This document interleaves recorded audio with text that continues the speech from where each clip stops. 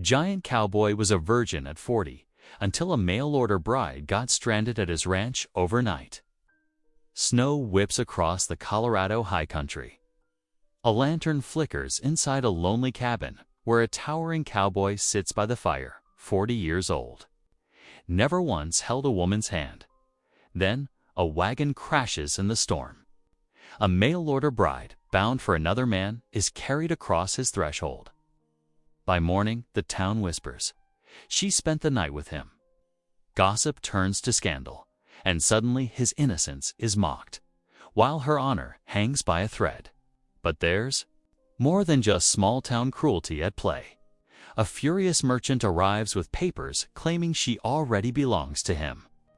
Now the giant cowboy must decide, will he risk everything to defend her, even if it means breaking the law? And will she choose freedom with him, or a life of chains with another? When love collides with gossip, contracts, and cold steel, what happens to two souls who only wanted a chance at hope? Your reactions remind me why these stories matter. If you still believe in the quiet power of love, justice, and truth, then you're part of the reason I keep sharing them. The bitter Colorado. Wind howled across the ridge as Jack Boone guided his horse along the fence line. Snow pelted his face, the late afternoon light growing dim through the thickening squall. His breath formed clouds in the frigid air as he spoke his daily prayer aloud, a habit born from years of solitude. "Lord, I ain't asking for much," he said, his deep voice barely carrying over the wind. "But this ranch sure feels mighty empty sometimes." The massive rancher hunched forward in his saddle, checking each post and wire with practiced eyes.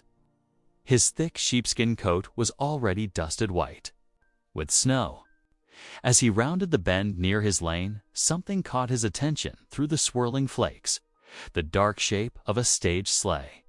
Listing dangerously to one side near his property, Jack spurred his horse forward, recognizing the stocky figure of O'Hara, the stage driver, waving frantically.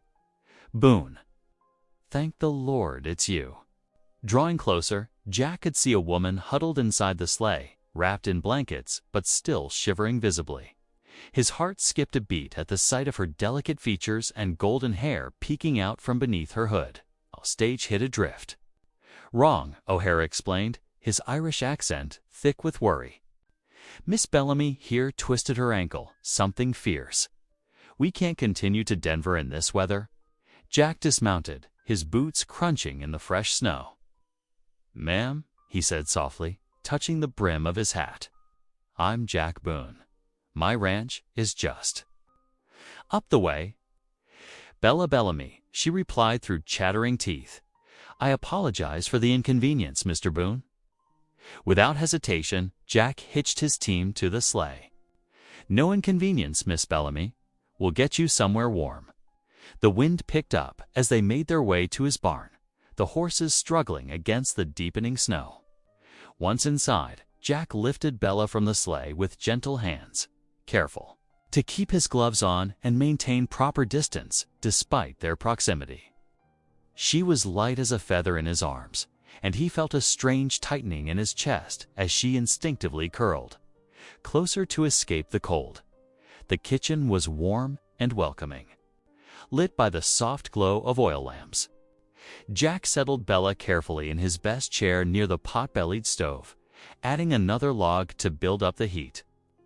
His movements were deliberate and efficient as he set about making coffee, trying not to stare at his unexpected guest.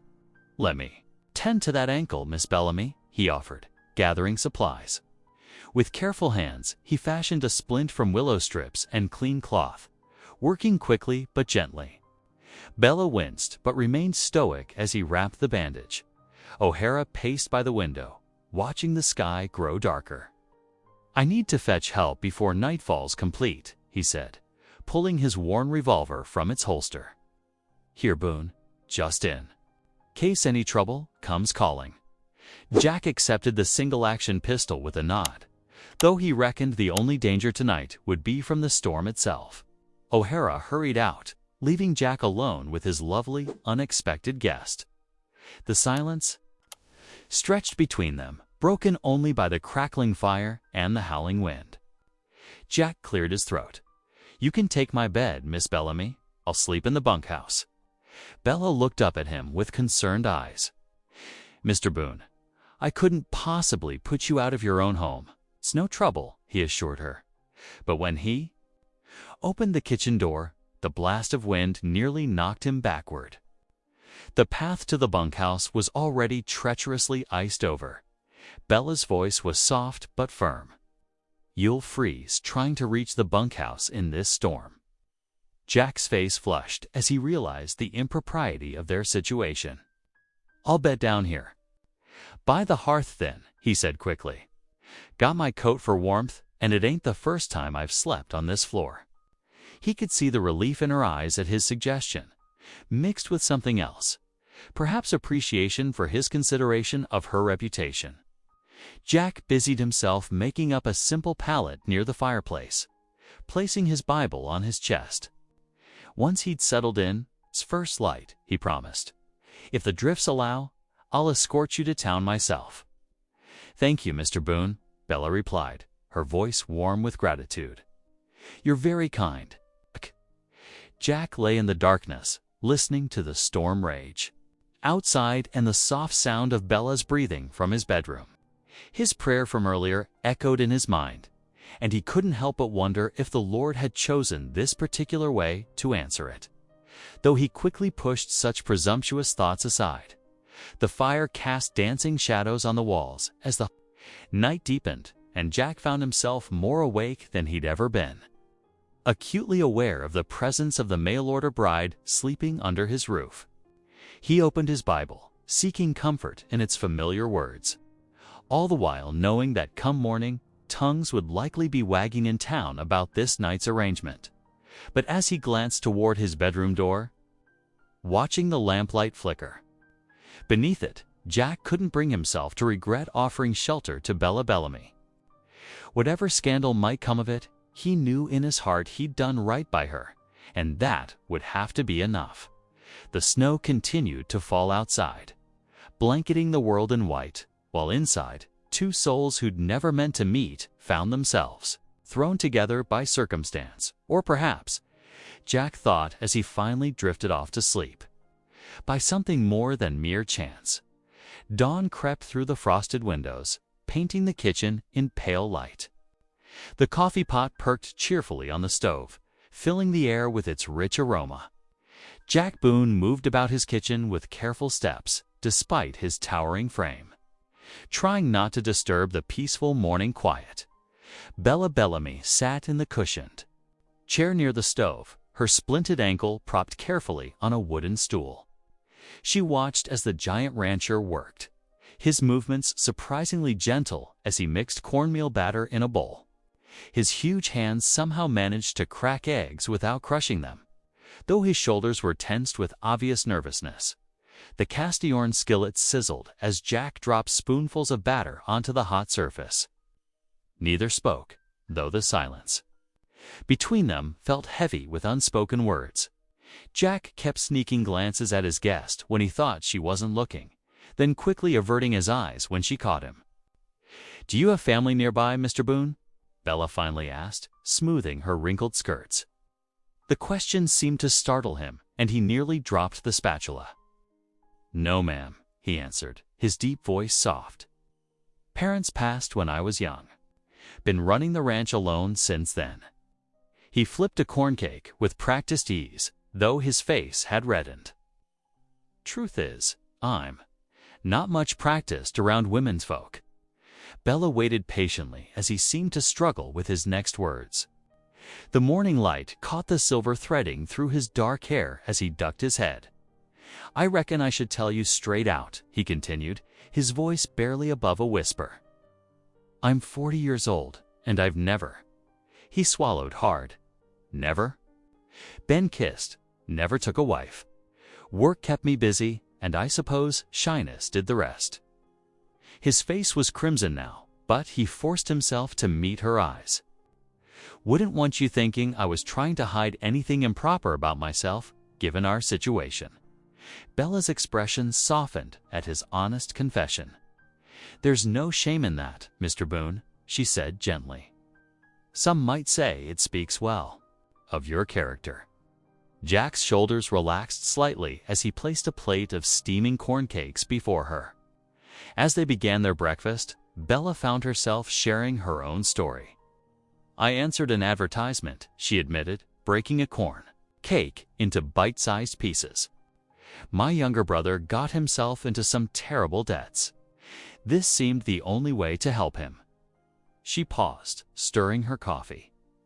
"My intended is a merchant in Denver, Mr. Silas Grant." "What sort of man is he?" Jack asked, then quickly added, "If you don't mind my asking?" Bella's fingers tightened around her cup. His letters were rather curt, cold even. "But he's successful, and he agreed to settle my brother's debts upon our marriage." They bowed their heads together to pray for clear roads, their voices joining in a quiet amen. But as if in answer, the wind outside began to snarl with renewed fury. Rattling the windows, Jack stood, his expression determined. "Better prepare for the worst," he said, pulling on his heavy coat. "I'll rig up a sled for you, just in case, and chop some extra firewood while we wait." Through the windows, Bella watched him work. His powerful arms swung the axe with mechanical precision, splitting log after log. When he wasn't chopping wood, he was in the barn, fashioning a comfortable seat on his work sled using hay bales and blankets. The morning stretched toward noon before the sky finally began to clear. Jack returned to the kitchen, snow dusting his shoulders. "Reckon we might try for town now," he said.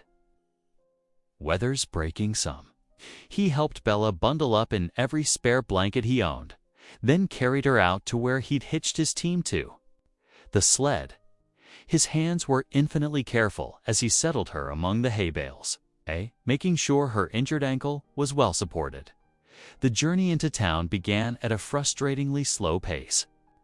Jack walked beside the sled, one hand on the reins, picking the safest path through the snow-filled ruts. Every jolt made him glance anxiously at Bella, but she bore the discomfort without complaint. "We should make town by late afternoon," he said, his breath fogging in the cold air. "First thing we'll do is send a telegram to Denver about the stage delay. Don't want your Mr. Grant worrying." "You're very thoughtful," Bella replied, watching him guide the horses around a particularly deep drift. The sun glinted off the snow, making her squint. But she couldn't help noticing how Jack's presence beside the sled made her feel somehow safer. Despite the treacherous conditions, the horses plodded onward, their hooves breaking through the crusty snow. Jack kept a steady pace beside them, occasionally murmuring encouragement to both his team and his passenger. Though the sky remained clear, the wind still bit cold, and Bella could see how carefully he was rationing their progress to avoid wearing out the horses. His earlier confession echoed in her mind as she watched him, this gentle giant of a man, 40 years old and untouched, who had spent the night by his own hearth to protect her reputation. There was something both heartbreaking and admirable in his simple honesty, his complete lack of pretense. The thought of her waiting fiancés. Cold letters made her shiver, and Jack immediately paused to tuck the blankets more securely around her. His massive hands were surprisingly delicate in their movements, and he withdrew them quickly once he was done. As if afraid of presuming too much, they continued their slow journey toward town, the sled runners cutting fresh tracks through the snow while above them. The winter sun wheeled toward afternoon in a sky that had finally cleared to perfect, painful blue. The afternoon sun cast long shadows as Jack's team crested Cedar Bluff, their breath steaming in the cold air. Below them, the town's snow-covered roofs glittered with ice like scattered diamonds. Jack guided the horses carefully down the slope, one hand steady on the reins while the other hovered near the sled where Bella sat wrapped in blankets. Through the frosted window of Tully's grocery, Mrs. Tully's eyes widened at the sight of Jack Boone, the towering, reclusive rancher leading a sled bearing a woman. Her wrinkled hands flew to her collar as she rushed to the door, bell jingling. "Land sakes," she breathed, loud enough for the women sorting dried beans nearby to hear. "That's Jack Boone with a lady on his sled." The news raced from storefront to storefront, faster than winter wind. By the time Jack helped Bella down at the telegraph office, a dozen pairs of eyes watched from windows and doorways. Inside the telegraph office, Jack cleared his throat. "Need to send 2 wires," he said, counting out coins from his leather pouch. "One to Denver Stage Company, one to a Mr. Silas Grant." The operator's pencil scratched across paper as Jack dictated. "Bride, safe. Storm delay, ankle hurt, proceeding." "Better sign it," Jack said softly to Bella. "Might calm some talk about." "Well, about things not being proper." Bella understood. She took the pencil, adding her flowing signature, "Isabella Bellamy." The bell above the door chimed. O'Hara stomped in, shaking snow from his boots. "Thank the Lord," he said, clapping Jack on the shoulder. "Knew you'd get her here, safe and sound." He turned to the operator and the small crowd gathering outside the window. Found them in the nick of time. Yesterday's stage was about to be buried in that blizzard. Mr. Boone, here's a genuine hero. Despite O'Hara's endorsement, whispers continued to ripple through the growing crowd. Jack kept his eyes down, his large frame seeming to fold in on itself as he helped Bella back to her feet. The Reverend Samuel Dunn appeared then, his kind face creased with concern. "It's Bellamy," he said warmly. "Welcome to our town, though. I'm sorry for the circumstances." He glanced at her splinted ankle. "Mrs. Hatch runs a respectable boarding house just down the street. I'm sure she'd be happy to provide you a room until arrangements can be made." "That's very kind," Bella replied, then turned to Jack. "But I owe Mr. Boone for his shelter and care. I must insist on paying what I owe." Jack's weathered face flushed. "No payment needed, ma'am. Couldn't leave you out in that storm." Nonetheless, Bella persisted, her chin lifting slightly. "You've shown me nothing but kindness and respect. I won't have anyone thinking otherwise." Jack nodded slowly, understanding her meaning. Together, they made their way to Mrs. Hatch's boarding house, a neat 2-story building with lace curtains in the windows. Jack carried Bella up the steps as carefully as he'd carried her from the broken-down stage. Setting her gently in the parlor chair, Mrs. Hatch hurried to provide. "I'll check your ankle in the morning," Jack promised, twisting his hat in his huge hands. "Make sure it's healing proper."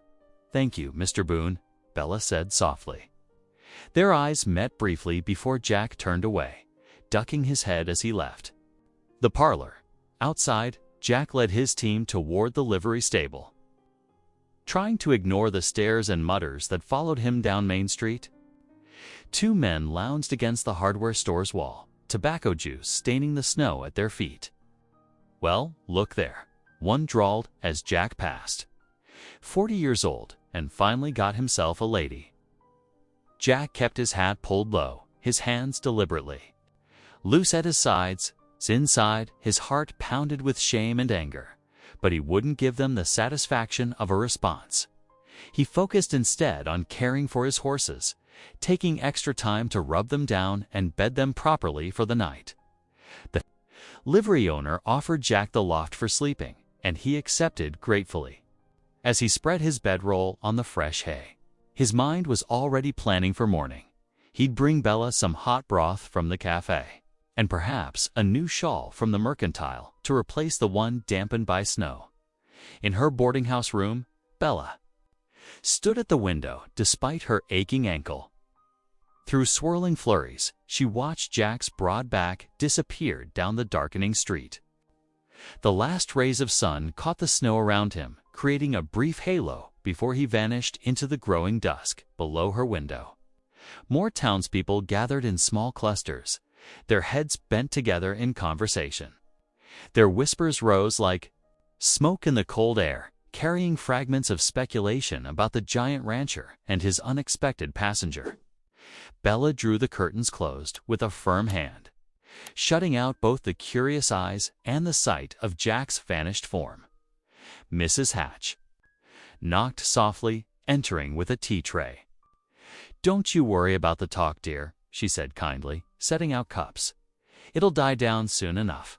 But they both knew that in a frontier town starved for entertainment, such juicy gossip would simmer for days to come, threatening reputations. Despite all innocent explanations, morning bells chimed from the little white church as Jack Boone made his way down Main Street. A covered pot of steaming broth in one hand and a carefully wrapped package in the other. Fresh snow crunched beneath. His boots and his breath clouded in the crisp air. He'd barely slept in the livery loft, his mind spinning with worry over Bella's reputation. Mrs. Hatch answered his knock, her expression warming at the sight of his earnest face. "Come in, Mr. Boone. Miss Bellamy's in the parlor with Miss Parker." The schoolmarm, Miss Liddy Parker, sat beside Bella, examining her swollen ankle with gentle fingers. She looked up as Jack entered, her sharp eyes taking in his careful appearance and the offerings he carried. "Good morning, Mr. Boone," Bella said softly, color rising in her cheeks. Jack set the pot down on a side table. "Brought you some chicken broth, ma'am," and he held out the wrapped package, his large hands trembling slightly. "Thought you might need a new shawl, yours being damp from yesterday." Bella unwrapped the paper to reveal soft blue wool. "It's beautiful," she whispered, running her fingers over the fabric. Miss Parker cleared her throat delicately. "Very thoughtful, Mr. Boone, though I'm sure you understand that in a small town like ours, appearances do matter." Her tone was kind but pointed. Even the most innocent situations can be misconstrued. Jack's face reddened. "Yes, ma'am, I understand." Outside on the boardwalk, male voices carried through the thin window panes. "Spent the night at his place, I heard." A harsh laugh. "Shame about that, considering she's promised to another man." Jack's jaw nodded, the muscles working beneath his weathered skin. He excused himself quietly and stepped out into the morning air, his boots carrying him straight to the parsonage door. The sound of those cruel words echoed in his mind as he knocked. Reverend Dunn answered, concern crossing his face at Jack's troubled expression. "Come in, brother. What weighs on your heart?" Inside the Reverend's study, Jack removed his hat, turning it in his hands. "Sir, I can't let Miss Bellamy's reputation suffer. Not on my account." He drew a deep breath. "If she's willing, I aim to make it right, proper and legal, before God and everyone." The Reverend studied him carefully. "This isn't just about reputation, is it, Jack?" "No, sir." Jack's voice was quiet but firm. "There's hope in my heart. Never felt it so strong before." Together, they walked to Mrs. Hatch's, where they found Bella still in the parlor with Miss Parker. Jack's ears burned red, but his eyes were steady as he faced Bella. "Miss Bellamy," he began, his deep voice gentle. "I know we've only just met, but sometimes the Lord works in ways we don't expect." He knelt carefully beside her chair, his large frame making the gesture all the more humble. "I'm asking if you'd consider marriage, not from obligation, but because I believe God brought you to my door for a reason. I offer you a home, protection, and a heart that would cherish you proper." Tears welled in Bella's eyes. "Oh, Mr. Boone," she whispered, "your offer touches me deeply, and I—" She paused, struggling with her words. "I felt it too, this sense of providence. But there's a contract binding me to Mr. Grant. I gave my word." Reverend Dunn stepped forward. "A contract without true consent may be void under the law. But I'd need to examine the agreement itself." "The telegraph office," Jack said. "We can wire your brother and Mr. Grant right now." Miss Parker stood. "I'll accompany you." As the town's notary, I should see these documents as well. Jack helped Bella to her feet, supporting her carefully as they made their way to the telegraph office. Inside, Bella composed 2 messages, one to her brother requesting information about the arrangements made with Silas Grant, and another to Grant himself asking for a copy of the contract. As the operator's key clicked out their messages, the snow began to ease. Through the window, they watched the clouds break, revealing patches of pale blue sky. The change in weather brought an unexpected sound, the rattle and clatter of wagon wheels on the hard-packed snow of Main Street. A freight wagon pulled up outside, steam rising from the horse's flanks. A man in a fine coat stepped down, brushing travel dust from his gloves. His face was set in a scowl, evidence of a difficult journey from the railhead. Even without an introduction, Jack knew this must be Silas Grant.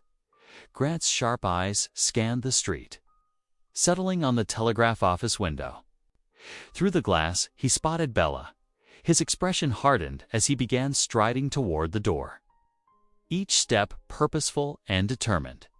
Jack instinctively moved closer to Bella, his protective nature rising even as his heart sank. The moment of tender hope collided with harsh reality as Grant advanced, bringing with him the weight of whatever legal bonds lay written in that contract. Silas Grant swept into the telegraph office, his fine coat dusted with snow. He removed his hat with exaggerated courtesy toward Reverend Dunn, but his eyes fixed on Bella like a hawk spotting prey. "Your pledge to me," he said, each word sharp as an icicle. His gloved hand withdrew a folded paper from his coat. Is it? Contract bears your brother's signature and a proper notary seal from Ohio. Bella's fingers tightened on the back of her chair. Jack stood nearby, his large frame tense but still, watching as Silas spread the document on the telegraph operator's desk. The paper crackled in the silence, its official stamps and flowing script carrying the weight of law. The door swung open again, bringing a gust of cold air and Sheriff Abel Carter. The lawman's badge gleamed dully against his sheepskin coat. Behind him stood Mrs. Tully, the grocer's wife, wringing her hands. "Thought it best to fetch the sheriff," she said, "to keep peace, you understand." Sheriff Carter nodded to the assembly, his weathered face neutral. "Mr. Grant, I hear you. Have a claim to discuss, indeed."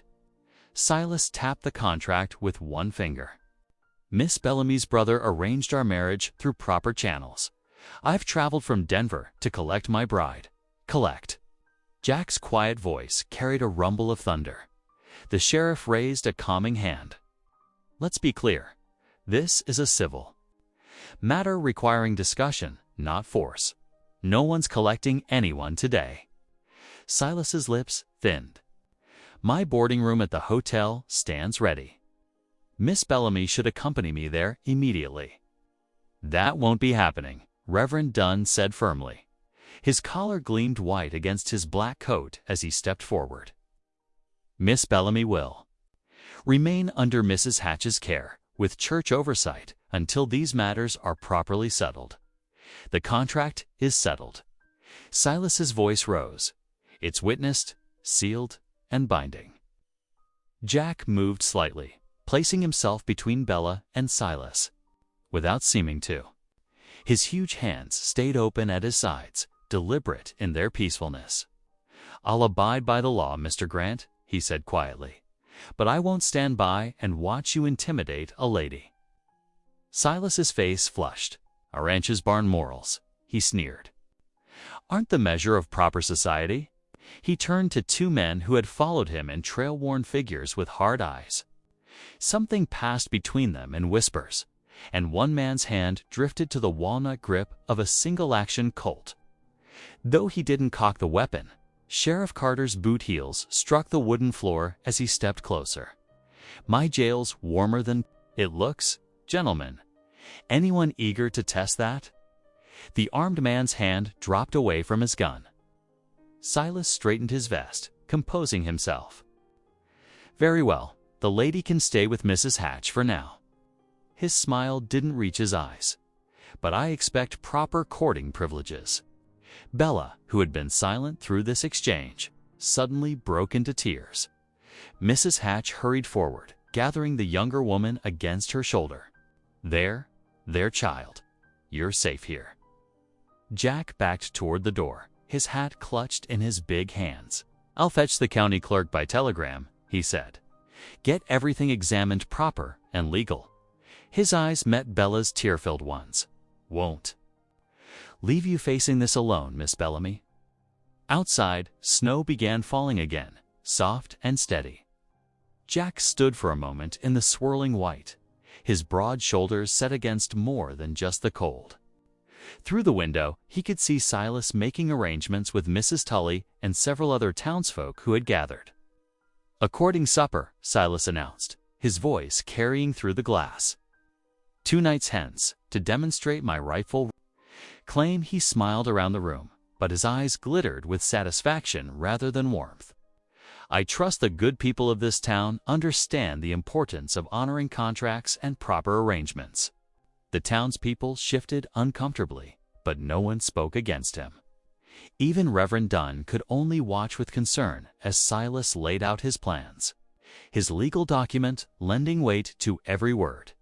Mrs. Hatch led Bella toward the door, supporting her carefully on her injured ankle. As they passed Jack, Bella reached out briefly, her fingers brushing his coat sleeve. The touch lasted only a moment, but it carried a world of unspoken fear and hope. Sheriff Carter followed them out, pausing beside Jack. "Keep your head clear," he murmured. "Law's got to work its course." Jack nodded, his eyes following Bella's retreating form. The snow continued to fall, covering the town in a blanket of white that did nothing to soften the tension hanging in the air. Inside the telegraph office, Silas Grant stood by the window, watching them all with the satisfied expression of a man who believed he held all the cards.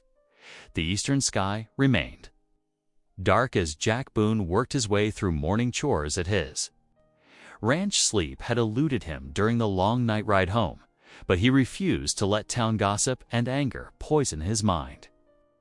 Work was his anchor, as it had always been. Frost crackled under his boots as he carried fresh hay to the stock. His breath clouded in the pre-dawn air, mixing with the steam rising from the horse's nostrils. The familiar rhythm of ranch life steadied his thoughts, though his heart remained in town with Bella. Ice had formed a thick crust on the stock tank. Jack grabbed his axe, the wooden handle smooth and cold in his grip, and began chopping.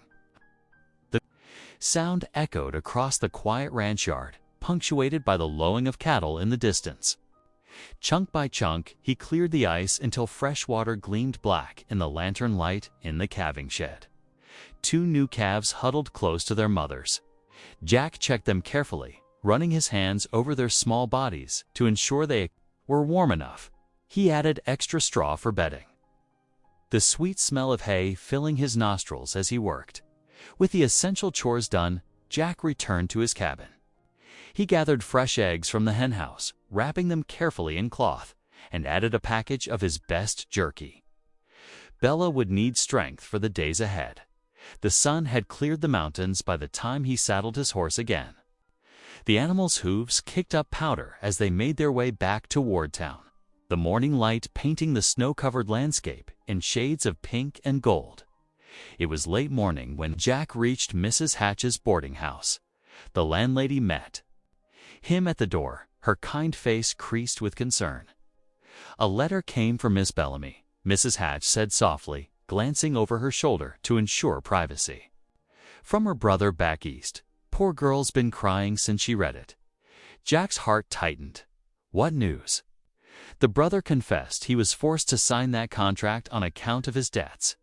Begging her forgiveness, he is. Mrs. Hatch shook her head. Letters postmarked 2 weeks past. If only it had reached her sooner. Miss Liddy Parker, the schoolteacher, emerged from the parlor. Her practical skirts rustled as she approached. "I've advised Bella to petition Sheriff Carter for time," she said. "We need legal clarity before any hasty actions are taken." nodded grateful for the schoolteacher's steady wisdom. "Is she up to receiving visitors?" "She's at the parsonage now," Miss Parker replied, drafting a sworn statement with Reverend Dunn as witness. "She's finding her voice, Mr. Boone."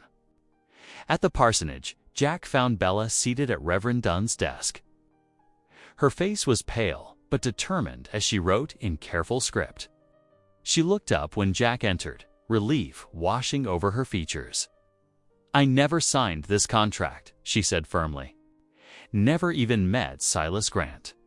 I have the right to choose my own path." Her pen scratched across the paper as she finished her statement. Jack placed the eggs and jerky on a side table. "You'll need your strength," he said softly. "I'm heading to the telegraph office next. The county clerk and judge need to weigh in on this matter." The telegraph operator's fingers clattered over the key as he sent Jack's message. "Is bride consent required to validate contract?" The man looked up, adjusting his spectacles. "Lines are clear of ice today. Should have an answer by tomorrow morning. Wires move fast when weather permits." Evening found Jack and Bella in Mrs. Hatch's parlor, with the landlady herself knitting discreetly in the corner as chaperone. A lamp cast warm light over the pages of the Bible they shared between them. Jack's deep voice rumbled softly as he read from Psalms. "The Lord is my shepherd, I shall not want." Bella's hand rested near his on the page. As they turned to the next psalm, their fingers brushed. Jack felt warmth spread through his chest, hope kindling like a small flame against the winter cold. A shadow passed the window, Silas Grant, his shape distinct against the lamplight from the street. He paused, watching the scene inside like a hawk studying its territory. His presence sent a chill through the warm parlor, but Jack kept reading, his voice steady and sure. "Yea, though I walk through the valley of the shadow of death, I will fear no evil." Bella's fingers trembled slightly, but she didn't pull away from their almost touch. Instead, she shifted closer to the lamplight, as if drawing strength from the words and warmth. Outside, Silas lingered a moment longer before moving on, his footsteps crunching in the snow. Mrs. Hatch cleared her throat gently, her knitting needles clicking in the quiet room. The hour grew late, but none of them spoke of ending their peaceful vigil. In the lamp's glow, Bella's face showed both weariness and determination, a woman finding her courage to stand for her own heart's truth. Morning dawned bright and brittle, the sun casting sharp shadows across fresh snow. The air held that peculiar stillness that comes after a storm, when every branch and fence post wears a coat of crystalline white. Sheriff Carter stood on the boardwalk outside Mrs. Hatch's boarding house, his breath forming clouds in the cold. Fresh air might do the young lady good," he said, adjusting his badge. "Long as there's proper supervision, mind you." Jack Boone waited nearby, his tall frame casting a long shadow across the snow. He had brought his warmest blanket to wrap around Bella's shoulders, the wool thick and soft against the morning chill. Bella emerged from the boarding house, her ankle much improved but still tender. Jack offered his arm, strong and steady, and she took it with a grateful smile. Miss Liddy Parker followed a few paces behind, her sensible boots crunching in the snow as they made their way toward the churchyard. The fir trees surrounding the white-painted church caught the morning light, their frost-covered branches sparkling like diamonds. Jack and Bella found a cleared bench within easy view of Miss Parker, who settled herself on the church steps with a book, giving them space while maintaining propriety. In the quiet morning air, they finally spoke their hearts plain. "I reckon I ain't what most ladies dream of," Jack said softly, his eyes fixed on the distant mountains. "Been alone so long, working the ranch. Sometimes I fear I'm not enough for a fine woman like yourself." Bella turned to study his profile, noting the worry lines around his eyes. "And I fear being treated like property to be bought and sold," she admitted. "That contract. It makes me feel less than human." Jack's large hands, calloused from years of ranch work, clasped together in his lap. When this is settled," he said, choosing his words carefully, "I promise you a house full of light, not shadows. No chains of paper or gold, just respect. And gentleness, if you'll have it." A soft laugh escaped Bella's lips as she watched a blush creep up Jack's neck. "I'd like that," she said.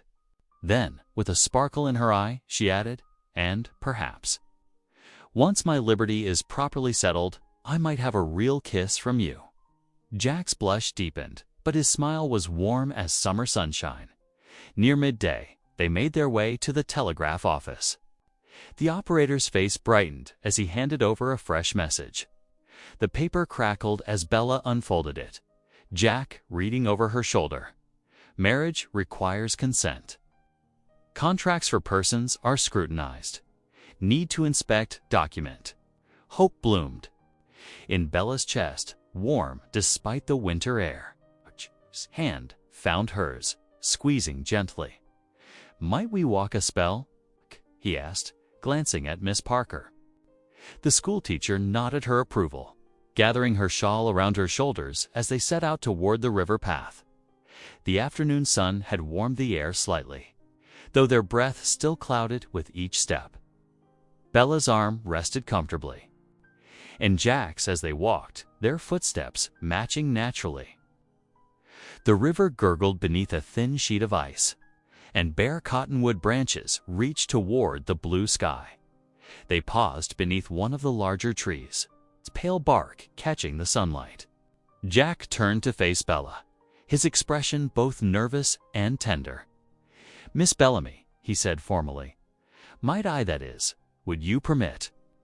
Bella's eyes softened as she nodded, understanding his unspoken question. Jack bent down, slow and careful, as if approaching a nervous colt.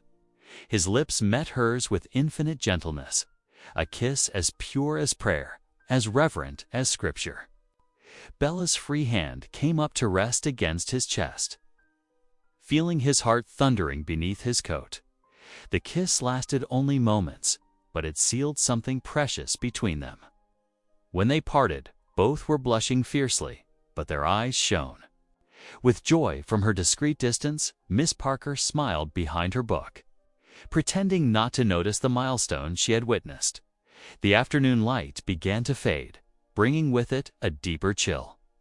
Jack wrapped the blanket more securely around Bella's shoulders as they turned back toward town. Their steps were lighter now, despite the cold, as if the weight of uncertainty had lifted somewhat from their shoulders. Unknown to the happy couple, in the telegraph office, another message arrived. Silas Grant's face remained impassive as he read the words from a notary back east. "Paper ironclad, will testify. Proceed as planned." But for Jack and Bella, walking arm in arm through the crystalline afternoon, the future seemed bright with possibility. They had claimed something precious, not a love born of compulsion or contract, but a tender promise freely given and received. The hotel dining room glowed with lamplight, its polished tables arranged in a horseshoe for the courting supper. White linens and borrowed silver tried to lend dignity to what felt more like a tribunal than a celebration. Townfolk filled the chairs, their Sunday best contrasting with the tension in their faces. Bella sat rigidly beside Reverend Dunn, her blue dress stark against the dark wood paneling. The open doors, the Reverend's condition for attendance, let in the evening chill, along with watching eyes from the hallway.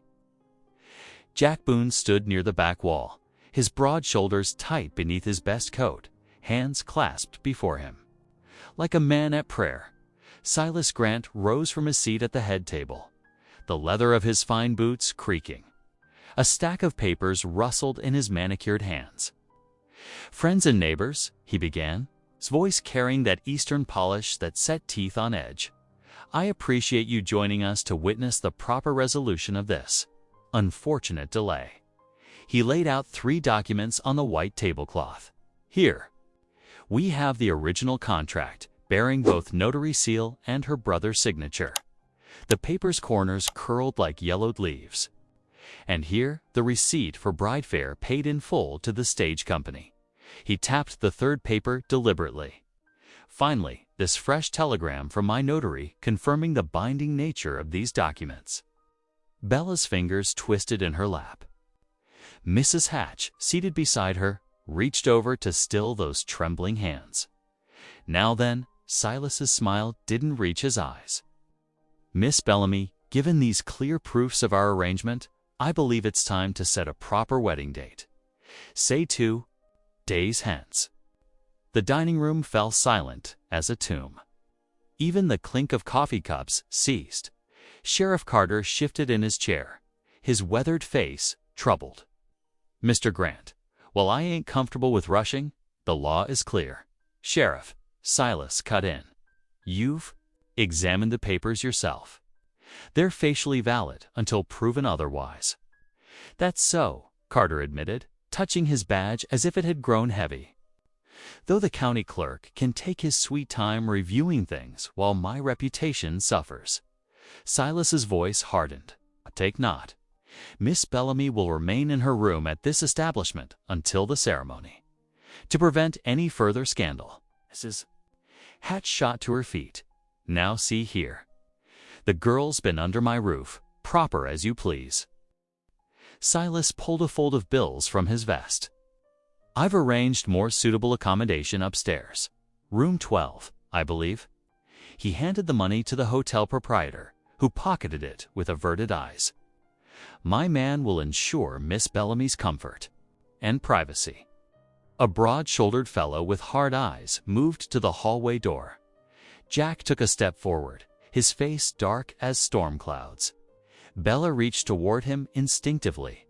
The guard's hand dropped to his gun belt. Easy there, Boone. Sheriff Carter's voice carried warning. Interfere with a legal contract, and I'll have no choice but to lock you up. Jack's hands lowered slowly to his sides, but his jaw clenched like iron. His eyes met Bella's across the room, a promise, a prayer, a plea for forgiveness, all in one look. Come along, Miss Bellamy, Silas said smoothly. Time to retire. The guard opened the door. Bella rose on shaking legs, Mrs. Hatch's supportive arm around her waist. As they reached the threshold, a sob escaped Bella's throat, quickly muffled. But it echoed in the silent room like a gunshot. The door closed with terrible finality. The gathered townsfolk began to disperse, murmuring among themselves. Some cast sympathetic glances at Jack, still standing like a statue against the wall. Others hurried past, not meeting his eyes. Reverend Dunn approached him, laying a gentle hand on his arm. The Lord sees all injustice, son, the preacher said. Softly, keep faith. Jack nodded once, then strode out into the night. The hours crept past like molasses in winter. Jack sat on the church steps, his coat collar turned up against the wind. Above him, stars pierced a sky like hammered tin, cold and distant as justice. His lips moved in silent prayer, asking not for what he wanted, but for a righteous path. Through this darkness, the town bell tolled 10 o'clock, then 11. Lamplight still burned in room 12, casting a yellow square on the packed snow below. Somewhere, a coyote wailed, a sound of loneliness that perfectly matched the ache. In Jack's chest, near midnight, the church door creaked open. Reverend Dunn emerged, his face grave in the starlight. It's set, he said heavily. 10 o'clock, day after tomorrow. Here at the church, he sighed. Silas insisted. Says it's fitting to make things proper before God and man. Jack's hands tightened, on his knees until the knuckles showed white. Proper, he echoed, the word bitter as medicine. The Lord hasn't finished writing this story yet, Jack, the Reverend said quietly. Remember that? But as Jack stared up at that tin-bright sky, the next chapter seemed written in iron and law. With no room for the gentle wishes of two hearts that had found each other too late. The first fingers of dawn barely touched the eastern sky when Jack Boone began splitting wood behind Mrs. Hatch's boarding house. Each swing of the axe fell in perfect rhythm, the sharp crack echoing off frost-covered walls. His breath clouded in the bitter morning air as he worked, turning oak logs into neat cords of firewood. Mrs. Hatch found him stacking the split wood by her kitchen door. "Land sakes, Mr. Boone," she whispered, pulling her shawl tighter. "You'll wake the whole house with that chopping." But Jack had chosen his spot carefully, well away from the sleeping rooms. He touched the brim of his hat. "No, ma'am. Just thought you might need wood for your stove." His voice was soft as falling snow. She understood then, this giant of a man, keeping his hands busy while his heart ached. "Much obliged," she said. "Gently, there's coffee brewing, if you've a mind." Jack shook his head and continued his quiet work. The sun had barely cleared the mountains when Reverend Dunn appeared, his collar already properly fixed despite the early hour. "Brother Boone," he called softly. "A word, if you please." Inside the parsonage, the Reverend poured them both cups of strong coffee. "We need light, not fists," he said, settling into his chair. "The Lord gives us wisdom to match strength." Jack's huge hands wrapped around the delicate china cup. "Listening, Reverend. Miss Parker has a keen eye for contracts. Let's have her review that paper of Silas's. There might be something we've missed." They found the schoolteacher already at her desk, grading essays by lamplight. She adjusted her spectacles as they laid out their concern. "Bring me the contract," she said firmly. "I'll go over every word." By mid-morning, Miss Parker had discovered what they needed. She pointed to a crucial line with her pencil. Here, consent to be obtained, and looked no signature from Miss Bellamy herself. Jack's heart lifted. He hurried to the telegraph office, coins ready. The operator's key clattered out 3 urgent messages, one to the county judge bride, detained. Contract lacks her signature. Please advise another to a circuit-riding justice in the next town, and a third to the territorial attorney. Like casting seeds, Jack thought surely one would take root in fertile ground. Sheriff Carter found him on the boardwalk. The lawman's face was troubled, his badge gleaming dully in the winter light. "Reverend Dunn asked me to carry a note to Miss Bellamy," he said, "for a sworn affidavit about this consent business. Will you do it?" Jack asked quietly. Carter nodded. "Law's got to work both ways, I reckon. Can't just be what's on paper, needs to have heart behind it." Throughout the day, Jack's friends came forward to help. O'Hara, the stage driver, signed his name with a flourish as witness to Bella's lack of consent. Mrs. Tully added her signature, recalling clearly how Bella had never agreed to marry Silas. Even the blacksmith, hands black with honest work, made his mark on the growing document by afternoon. Silas's men had noticed the steady stream of visitors to the Reverend's study. One approached Jack near the livery, his hand resting meaningfully on his gun belt. "Causing trouble ain't wise, friend." Jack kept his own hands well away from the revolver he wasn't wearing. "No trouble," he said mildly. "Just truth-telling." Sheriff Carter watched the exchange from across the street. Later, he found Jack mending a fence behind the church. "Notice you ain't wearing iron today," he said carefully. Jack drove another nail into the wood. "I'll not win her with a gun, Sheriff. That's not the man she sees in me, nor the man I aim to be." Carter touched his hat. "Good man." As evening settled over the town like a purple shawl, Jack moved inside the church. The broken pew rail needed fixing work that would keep his hands busy while his mind wrestled with hope and fear. He planed the wood smooth, fitted the pieces together, and secured them with careful attention. The empty church held a special peace at this hour. Lamplight from his work lantern cast long shadows up the walls, and the winter wind sang soft hymns around the eaves. As he worked, Jack allowed himself to imagine summer Sundays yet to come. Sunlight streaming through windows, Bella beside him in this very pew, her smile brighter than any lamp ever made.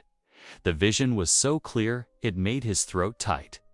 He touched the smooth rail he'd just mended, remembering how she'd looked at him in the churchyard, not seeing his awkward sighs or his rough hands, but something worthy in his heart. The church door opened, admitting a blast of cold air, and Reverend Dunn. "Telegraph office is still open," he said. "Operator says there's activity on the line. Might hear something by morning." Jack nodded, gathering his tools. He'd done all a man could do with honor. Gathered witnesses, sought justice through proper channels, and kept his hands clean of violence.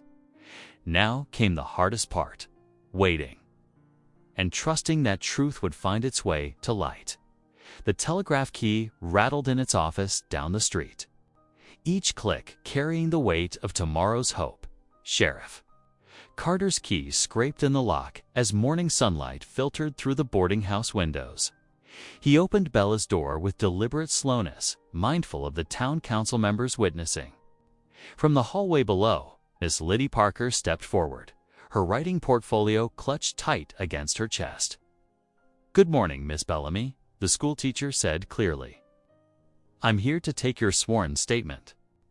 Bella sat at a small desk by the window, her face pale but determined. The sheriff positioned himself near the door, his badge catching the light. "Take all the time you need, ladies," he said quietly. Miss Parker's pen scratched across official paper as Bella spoke her truth. "I was never consulted about this contract. I never signed any document agreeing to marry Mr. Grant. My brother's signature was obtained through duress, and I request protection from further coercion." The schoolteacher's neat handwriting captured every word. When finished, she held out. "The pen sign here, please, Miss Bellamy. Then we'll have witnesses mark it proper." Bella's signature flowed across the page, steady and sure. 2 council members added their names as witnesses, along with Miss Parker and the sheriff himself. "I'll post this straight away," Sheriff Carter said, carefully folding the document. Within the hour, the affidavit hung on the church door, where all could read it, a public declaration of Bella's voice finally being heard. The town stirred with quiet activity as morning stretched toward noon. People gathered in small groups, speaking in low voices about contracts and consent, about proper ways and improper pressure. More than a few cast concerned glances at the boarding house where Bella waited. Just past 12 o'clock, the telegraph office came alive with urgent clicking. The operator, Mr. Wells, burst from his office with a yellow paper clutched in his hand. "Message from the county judge," he called out. People gathered quickly as Reverend Dunn stepped forward to receive the telegram. His clear voice carried across the growing crowd as he read. "No marriage without free consent. No power to compel. Preacher must not solemnize under duress. Paper alone insufficient if party objects." A murmur ran through the assembled townspeople. Mrs. Tully clasped her hands together in silent prayer. The blacksmith nodded firmly, as though hammering the words into place. Silas Grant pushed through the crowd, his face dark with anger. "That judge hasn't seen the original contract," he snapped. "He doesn't understand the binding nature. The judge understands law and conscience both." Reverend Dunn cut in firmly. "And now, so does everyone here." Bella appeared on the boarding house steps, supported by Miss Parker. Her voice carried clear and strong across the suddenly quiet street. "I wish to return to Mrs. Hatch's care until this matter is properly settled." "You'll do no such thing," Silas snarled. "I'll file civil suit against every person who interferes with my rightful claim." Sheriff Carter stepped between them, his voice level. "Now here's how it's going to be. Miss Bellamy stays at Mrs. Hatch's boarding house, but no more locked doors, and your men are dismissed, Mr. Grant. That's fair middle ground until higher courts speak." Silas opened his mouth to object, But the sheriff's steady gaze and the watching crowd made him reconsider. With a curt nod, he gestured to his guards. They retreated from their posts, and Bella walked carefully down the steps. Jack Boone materialized from the crowd, offering his arm with gentle courtesy. Together, they crossed to Mrs. Hatch's front porch, where rocking chairs waited in the weak winter sunlight. The townsfolk began to disperse, though many smiled as they passed. Tomorrow's Sunday, Jack said softly when they were settled. First time I'll see you in church proper. Bella's answering smile was warm. God's house is where truth lives, she replied. I trust his justice more than any paper contract. Amen to that, Jack said, his big hands folded carefully in his lap. They sat in comfortable silence as afternoon shadows lengthened across the porch boards. Neither saw Silas Grant stride purposefully toward the parsonage, a folded note in his hand. In the gathering dusk, he knelt and slipped the paper beneath the Reverend's door. The message was brief but clear. Proceed or face consequences. The note lay there in the darkness, its threat waiting to be discovered, while across town, honest hearts held to hope and truth. The winter sun crept over the eastern ridge, painting the church windows with pale gold. Inside, the pot-bellied stove radiated warmth as townspeople filed into the wooden pews, their Sunday best dusted with fresh snow. Whispers rustled like dry leaves through the sanctuary, quieting only when Reverend Dunn stepped to the pulpit. With deliberate care, the Reverend placed the county judge's telegram beside his worn Bible. The yellow paper seemed to glow in the morning light streaming through the frost-edged windows. Mrs. Tully clutched her handkerchief, and the blacksmith shifted in his seat, making the wood creak beneath his weight. The door swung wide. Silas Grant strode down the center aisle, his boots striking the floorboards like hammer blows. Two men flanked him, their faces set in hard lines. In Silas's gloved hand, he gripped the mail-order contract, its edges crisp and white against his dark coat. Reverend Silas announced, his voice cutting through the chapel silence. We are here for a wedding. The contract is valid. Proceed with the ceremony. Before Reverend Dunn could speak, movement stirred near the side door. Bella Bellamy stepped into view, her blue dress simple but neat, her spine straight as a fence post. She moved to stand before the communion rail, facing the congregation. I do not consent, she declared, each word ringing clear as a church bell. No contract signed without my knowledge can bind my heart or hand in marriage. The Reverend's gentle voice carried to every corner. Without the bride's free consent, I cannot and will not perform this ceremony. It would mock both law and gospel. Silas's face darkened like a thunderhead. He jerked his chin toward one of his men. Bring her to the rail, now. The man started forward, but Sheriff Carter was faster. He stepped from his pew, positioning himself between Bella and Silas's man. The sheriff's hand rested near his holstered Colt, though he made no move to draw it. That would be unwise, Carter said quietly, authority clear in his tone. The would-be grabber hesitated, looking to Silas for direction. The church door opened. Once more, Jack Boone ducked his head to enter, his good hat held respectfully in his massive hands. Snow dusted his shoulders, and his eyes sought Bella's before addressing the gathering. Folks, he said, his deep voice gentle despite his size, I'd like to speak, if I might. Reverend Dunn nodded. The house of God welcomes truth, spoken in love. Jack moved to the front, careful to leave space between himself and Bella. I'll abide by any just ruling of law, he began. But I stand here asking you all to honor what's written on Bella's heart. No paper signed without her knowledge can outweigh her God-given right to choose. I paid good money. Silas exploded, waving the contract. The fare was delivered, the terms met. She was transported as agreed, like a crate of dry goods. Jack interrupted, his tone sorrowful rather than angry. "Is that how you view a wife, Mr. Grant?" Silas jabbed a finger toward Jack. "I have a binding contract with a wife is not goods." Reverend Dunn's voice cut through the tension like a sharp blade. He stepped down from the pulpit, Bible in hand. "She is not property to be traded or shipped. Marriage is a holy covenant between willing hearts, not a business transaction." Sheriff Carter cleared his throat. "This contract dispute is a civil matter for proper courts to untangle.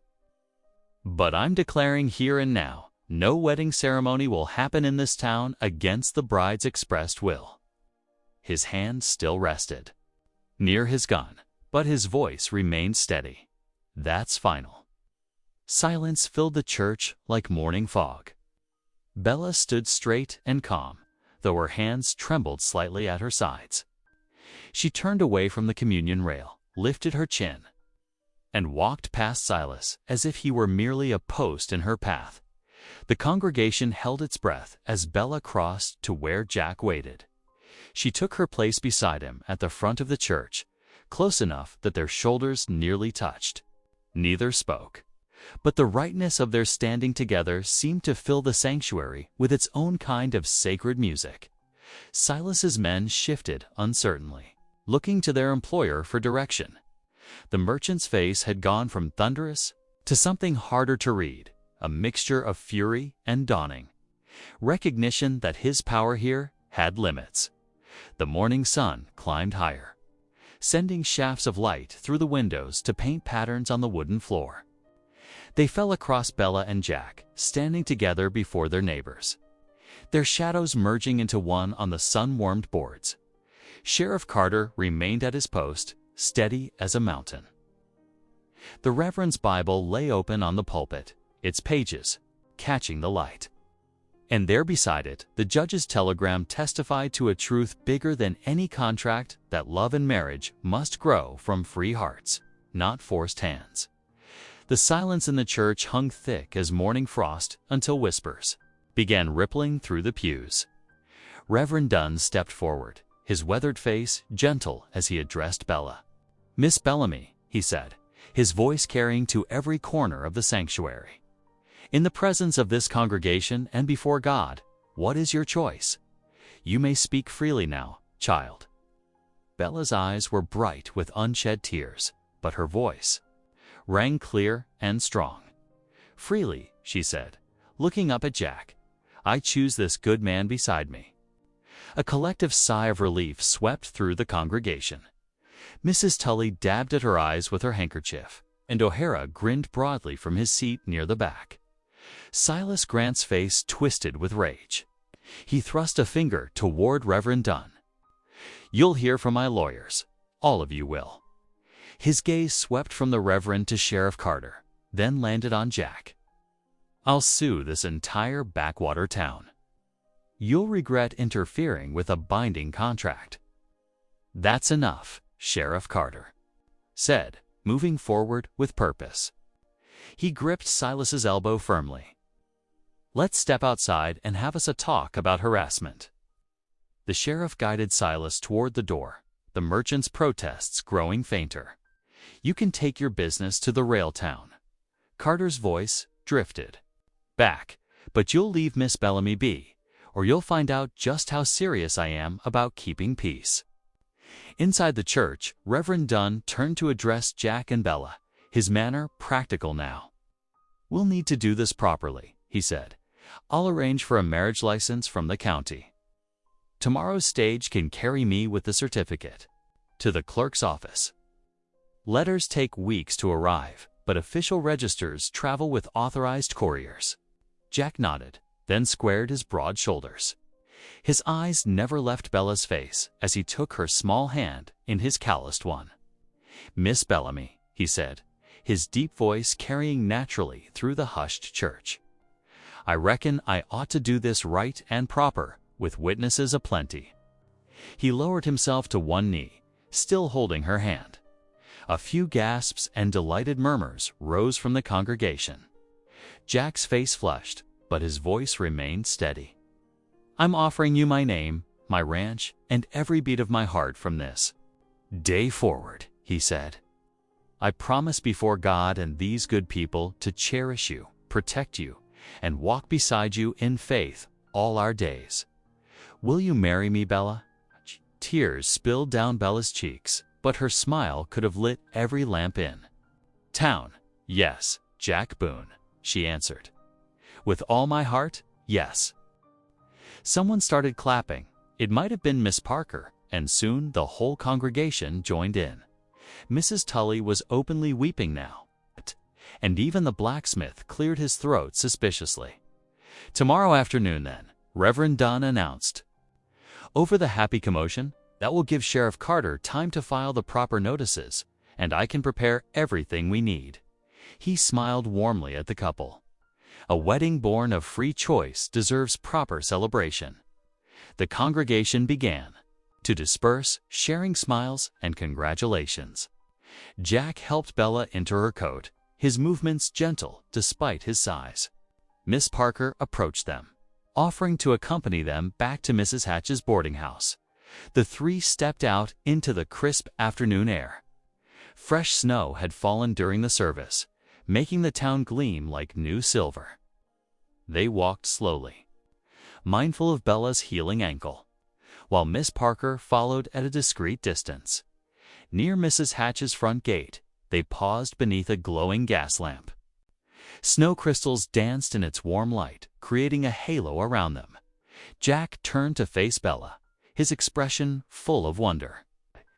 "May I?" he asked softly. Bella's answer was to rise on her tiptoes, meeting him halfway as he bent down. Their second kiss was different from their first. No hesitation this time, just the pure joy of hearts that had found their home. From her position by the gate, Miss Parker didn't even try to hide her broad smile. She had taught enough children to recognize when a lesson in love and courage had been properly learned. The kiss ended naturally, and Jack pressed his forehead to Bella's for a moment before straightening. "I'll come by early tomorrow," he promised. "Need to make sure everything's ready at the ranch for my bride." "Your bride," Bella repeated softly, testing the words like a sweet morsel. "I do like the sound of that." Miss Parker finally cleared her throat, though her eyes twinkled. "Come along now, Bella. Mrs. Hatch will have hot tea waiting, and you'll need your rest before tomorrow." Jack tipped his hat to both ladies, his smile visible even in the gathering dusk. He waited until they were safely inside before turning toward the livery, his boots leaving deep prints in the new snow. Tomorrow couldn't come soon enough. Morning sunlight streamed through Mrs. Hatch's parlor windows, casting golden patterns across the wooden floor where Bella stood still as Miss Parker knelt with pins between her teeth, carefully adjusting the hem of her best blue dress. "There now," Miss Parker said, sitting back on her heels. "That will do nicely." She removed the last pin and smiled up at Bella. Simple but elegant, just right for a ranch wife. Mrs. Tully bustled in, clutching something delicate in her hands. "Here it is, dear, my grandmother's lace collar." She held up the pristine white lace, yellowed just slightly with age. Every bride needs something borrowed, and this has graced 3 generations of weddings. Bella's eyes welled with tears as Mrs. Tully fastened the collar at her throat.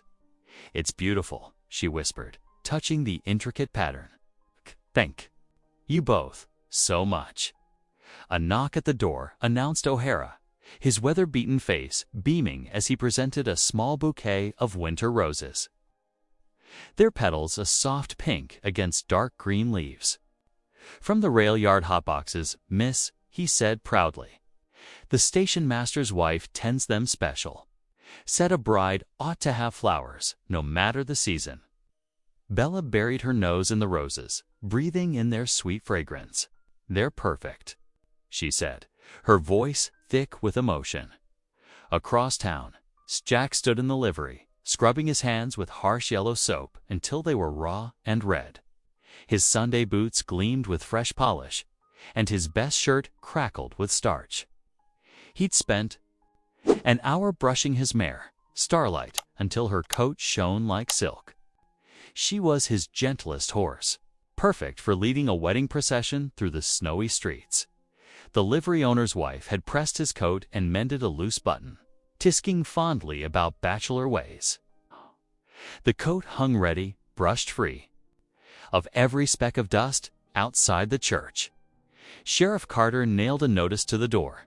Wedding service protected by law, no disturbances permitted. He'd stationed deputies at strategic points. The word was Silas Grant had indeed left for the rail town, his threats of lawsuits fading like morning mist. When afternoon arrived, sunshine poured through the church's small windows, painting everything in honey gold light. Reverend Dunn stood at the altar, his Bible open to passages about love and fidelity. The pews filled quickly. It seemed the whole town had turned out, dressed in their Sunday best despite it being a Wednesday. Jack entered first, his massive frame somehow graceful in his pressed suit. He stood straight and tall at the altar, hat held respectfully in his hands.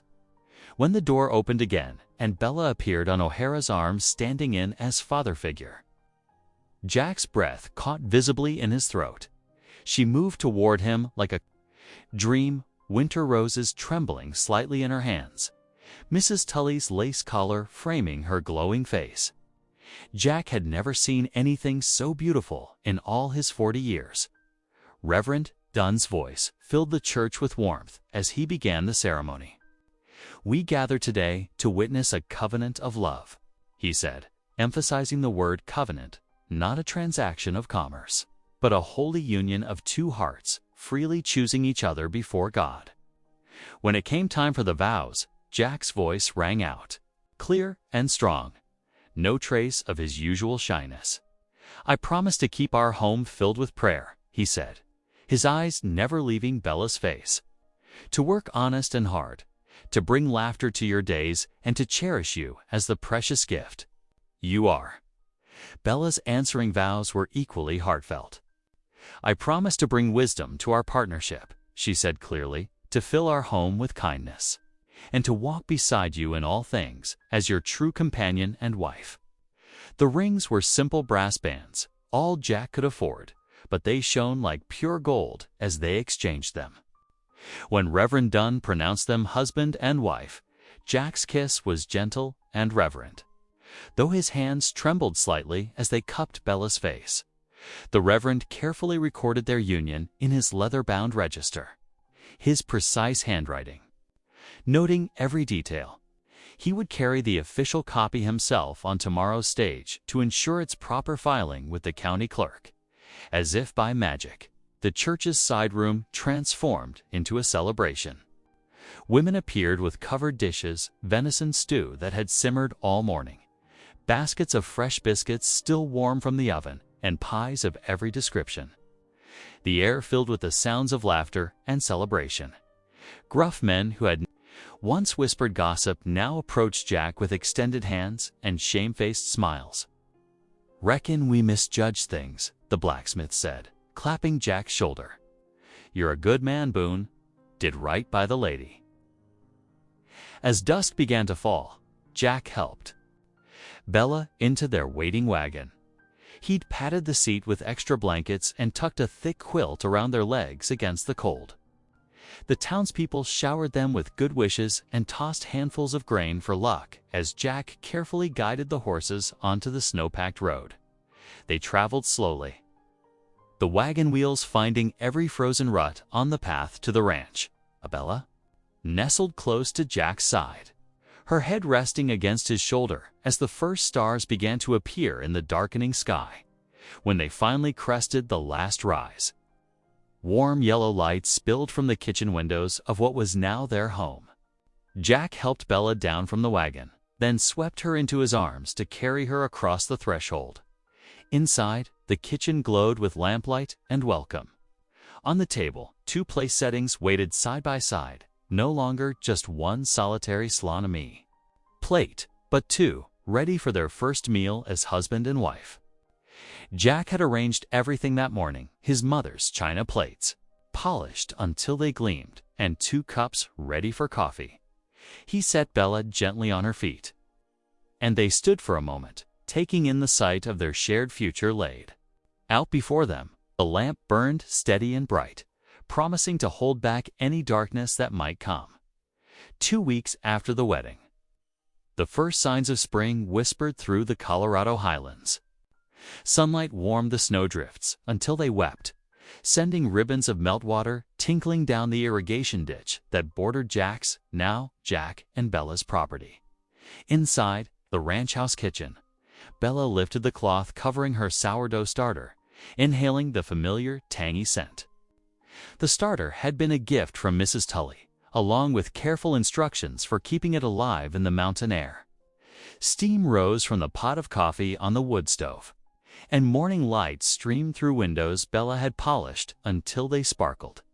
Through those gleaming panes, she could see Jack working at the corral gate, his broad shoulders bent as he fitted new hinges to replace ones damaged in the winter storms.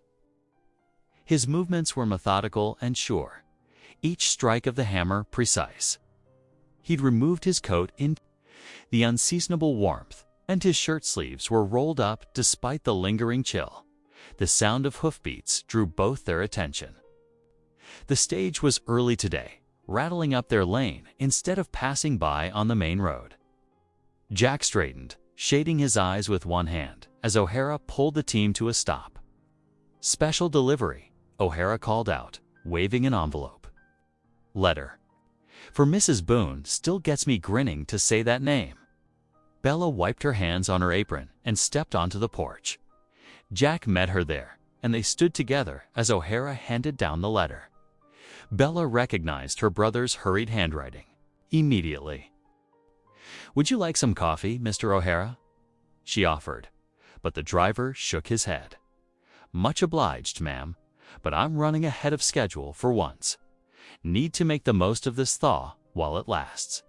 He tipped his hat and clucked to his team, leaving Jack and Bella alone with the letter. They settled at the kitchen table, where Bella carefully broke the seal.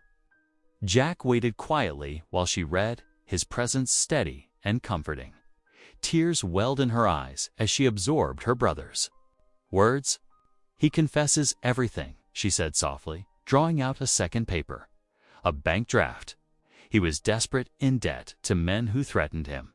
But he's found honest work now, and sends this as the first payment toward making things right." Jack covered her hand with his. "Your brother's got courage, owning up to his part. Reckon that's worth more than money." Bella nodded, dabbing at her eyes with her apron. "He asks forgiveness, says he never dreamed Providence would turn his mistake into such a blessing." Before Jack could respond, they heard more visitors approaching. Sheriff Carter's familiar figure appeared in the yard, followed by Miss Parker carrying something flat, wrapped in brown paper. "Morning, folks," the sheriff called as they invited him in. "Thought you'd want to know Silas Grant's moved his operation to the rail town. Filed some complaints with the circuit court, but once they saw the affidavit and that telegram from the county judge, well, he accepted a cup of coffee from Bella with a nod of thanks. Let's just say his papers went straight to the bottom of the pile." Miss Parker unwrapped her package, revealing a beautifully embroidered sampler. The careful stitches read, "As for me and my house, we will serve the Lord." "For your home," she said, smiling as Bella hugged her. "Though I see you've already made it a proper one." They were still admiring the sampler when Reverend Dunn's wagon pulled up. The preacher fairly bounded up the porch steps, his face bright. "With news, just received word from the county," he announced as he joined them. "The marriage license is officially signed and recorded. Your certificate will be bound in the clerk's book by week's end." He pulled out his pocket watch, which reminds me I'm due at the church to prepare for tonight's Thanksgiving supper. Word had spread through the community about the gathering. As evening approached, wagons and riders began arriving at the ranch. Women carried covered dishes into the kitchen while men helped Jack set up extra tables in the main room. Soon the house was filled with warmth, voices, and the rich smells of home cooking. The Tullys brought their fiddle. O'Hara returned from his route in time to add his deep bass to the hymns. Children darted between adults' legs, sneaking cookies from Mrs. Hatch's platter while she pretended not to notice. When the plates were filled and everyone settled, Jack stood, his massive frame somehow gentle in the lamplight. He cleared his throat, hat in his hands. "Wanted to thank you all," he said, his voice soft but carrying to every corner, "for standing up for what's right, for guarding Bella's dignity when others wouldn't." His eyes found his wife's face. "For helping us find our way to each other." Bella rose beside him, her hands slipping into his. "And I thank God," she added clearly, "for turning a storm into shelter, for bringing me not just a husband, but a true home and a community of faith." "Amen," Reverend Dunn said softly, and the word echoed around the room. The evening stretched on with stories and laughter. The sheriff described his first awkward courtship of his own wife. Miss Parker led the children in a song she taught at school. Mrs. Tully shared tales of her grandmother wearing the lace collar Bella had borrowed for her wedding. As the night deepened and families began heading home, each guest made sure to thank their hosts. The last wagon's lantern had barely disappeared down the lane when Jack began banking the fire for the night. His movements sure and practiced. Bella stood at the sink, looking out at the starlit yard where snow still lingered in shadows. The sampler hung proudly on the wall, and her brother's letter rested safe in the Bible on the shelf. She felt Jack's approach before his arms slipped around her waist. "Reckon we should start planning for spring," he murmured. "New calves coming soon. Thought maybe we could expand the garden too, if you'd like." She leaned back against his chest. "I'd like that very much. Perhaps." She hesitated, then continued softly, "Perhaps we might need a bigger garden. If God blesses us with a little one of our own someday." Jack's arms tightened gently around her. Together they stood in comfortable silence, watching the stars wheel above their home while the banked fire glowed steady behind them. Finally, Bella turned in his embrace and rested her head against his arm. She was home, truly home at last, and all the cold contracts and harsh winds in the world couldn't shake the warmth of belonging she'd found here. Thanks for watching. Stories like this shape us in ways we don't always expect. If something resonated, subscribe. I'm back tomorrow with another one worth hearing.